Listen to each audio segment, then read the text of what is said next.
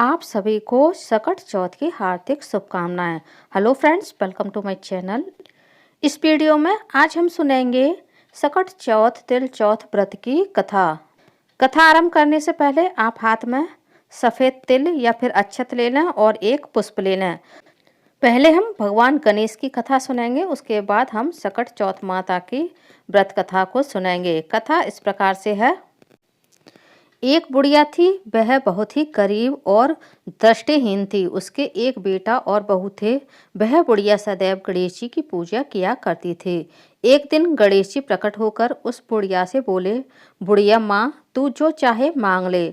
बुढ़िया बोली, मुझसे तो मांगना नहीं आता है, मैं कैसे और क्या मांगूं।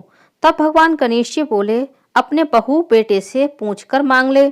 तब बुढ़िया ने अपने बेटे से कहा, गणेश जी कहते हैं कि तू कुछ मांग ले, बता बेटा मैं क्या मांगू। पुत्र ने कहा, माँ तू धन मांग ले। बहू से पूछा तो बहू बोली, नाती मांग लो माँ। तब बुढ़िया ने सोचा कि ये तो अपने अपने मतलब की बात कह रहे हैं, अतः बुढ़िया ने पड़ोसियों से पूछा। पड़ोसियों ने बुढ़िया माता से कहा, बुढ़िया माँ तू तो थोड़े ही दिन जिएगी, क्यों तू धन मांगे और क्यों तू नाती मांगे। तू तो अपनी आंखों की रोशनी मांग ले, जिससे तेरी जिंदगी आराम से कट जाए।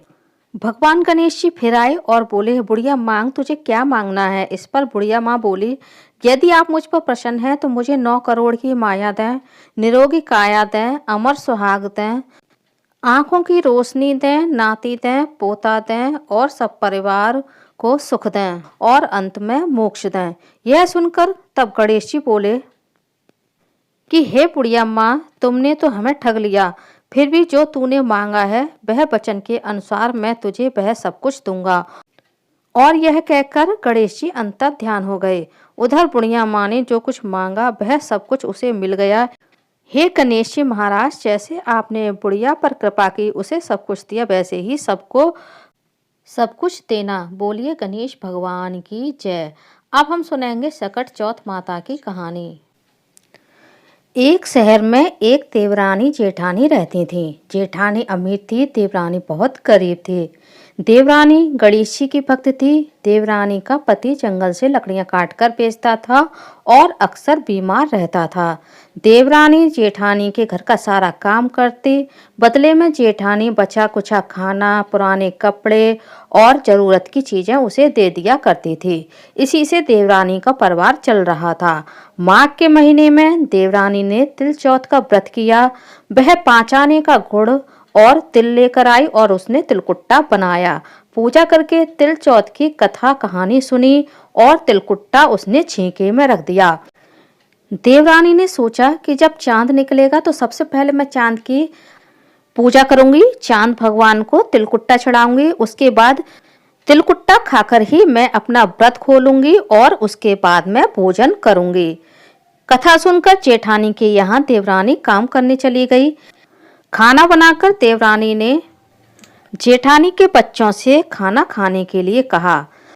बच्चों ने खाना खाने से मना कर दिया। बच्चों ने कहा, माँ भूखी है, जब माँ खाना खाएगी तभी हम खाना खाएंगे। देवरानी ने जेठ जी से भी खाना खाने के लिए कहा। जेठ जी बोले, मैं अकेला खाना नहीं खाऊंगा, जब चांद निकल आएगा, चांद की पूजा सब लोग मिलकर करेंगे, उसके बाद हम सब साथ में बैठकर खाना खाएंगे।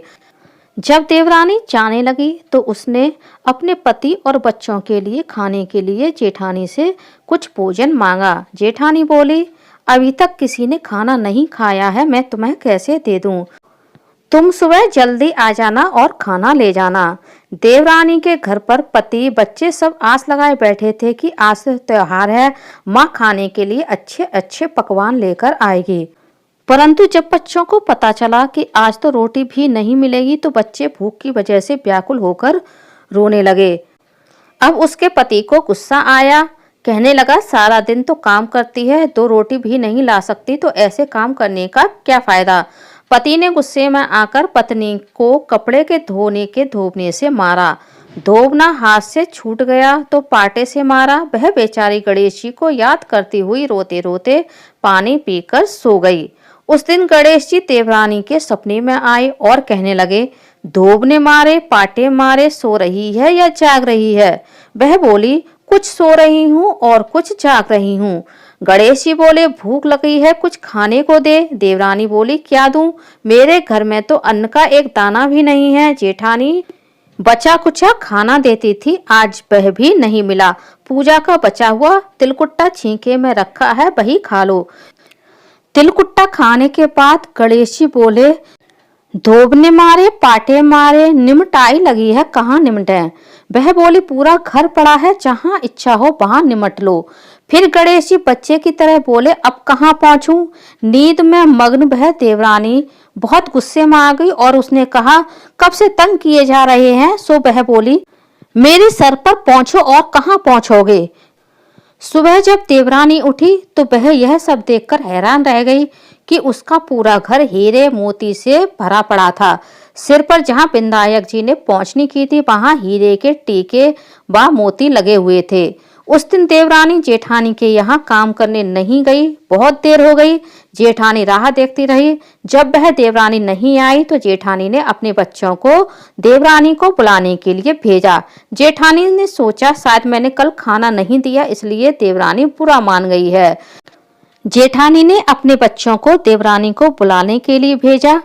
बच्चों ने देवरानी से कहा, चाची आपको माँ ने बुलाया है, माँ बहुत देर से आपकी राह देख रही हैं, सारा काम पड़ा है। देवरानी ने जवाब दिया, अब इसकी जरूरत नहीं है बेटा, मेरे घर में भी बहुत काम है और गणेश जी की कृपा से मेरे घर में भी सब कुछ भरपूर है। बच्चों ने घर आकर जब माँ को बताया कि चाची का तो पूरा घर हीरे मोती से जगमगा रहा है, तो जेठानी दौड़ती दौड़ती देवरानी के पास गई और पूछा, यह सब कैसे हुआ? देवरानी ने सारी बात सच सच बतला दी। अब जेठानी अपने घर लौट कर गई और अपने पति से कहने लगी कि आप मुझे धोबने से और पाटे से मारो। उसका पति बोला, हे भगवान, मैंने कभी तुम्हारे ऊपर हाथ भी नहीं उठाया, मैं तुम्हें धोबने और पाटे से कैसे मार सकता हूँ? वह नहीं मानी और जिद करती रही।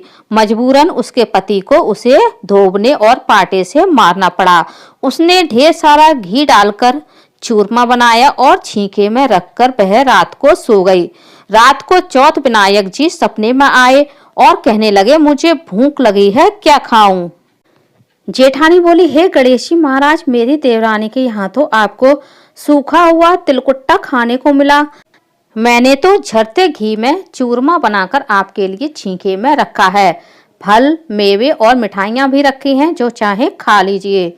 बाल स्वरूप गणेश जी बोले, अब निपटे कहाँ? जेठानी बोली, उसके यहाँ तो टूटी फूटी झोंपड़ी थी, मेरे यहाँ तो कंचन के महल हैं, जहाँ चाहे निपटो। फिर गणेश जी ने पूछा कि अब पहुंचूं कहाँ? जेठानी बोली, मेरे ललाट पर बड़ी सी बिंदी लगाकर पहुंच लो। धन की भूखी जेठानी सुबह बहुत जल्दी उठ गई। सोचा कि घर पूरा हीरे जवाहरात से भरा होगा, पर पूरे घर में तो गंदगी फैली हुई थी। तेज बदबू आ रही थी, उसके सिर पर भी बहुत सी गंदगी लगी थी। उसने कहा, हे गणेश जी महाराज, आपने यह क्या किया? मुझसे रूठे और देवरानी पर टूटे। जेठानी ने घर की सफाई करने की बहुत कोशिश की, लेकिन वह गंदगी बढ़ती ही जा रही थी। जेठानी के पति को जब मालूम चला तो उसे बहुत गुस्सा आया और बोला, तेरे पास इतना सब कुछ है, फिर भी तेरा मन नहीं भरा। परेशान होकर चौथ के गणेश जी से माफी मांगी और विनती की, प्रभु हमारी मदद कीजिए। गणेश जी ने कहा, देवरानी से जलन के कारण तूने जो किया वह उसी का फल है। अब तू अपने धन में से आधा धन उसे देगी, तभी यह सब साफ होगा। उसने आधा धन बांट दिया, किंतु एक हांडी मोहरों से भरकर चूल्हे के नीचे गाड़ दी। उसने सोचा, इसका किसी को पता नहीं चलेगा। उसने वह धन नहीं बांटा। उसने कहा, हे श्री गणेश जी महाराज, अब तो यह सब बिखराव साफ कीजिए।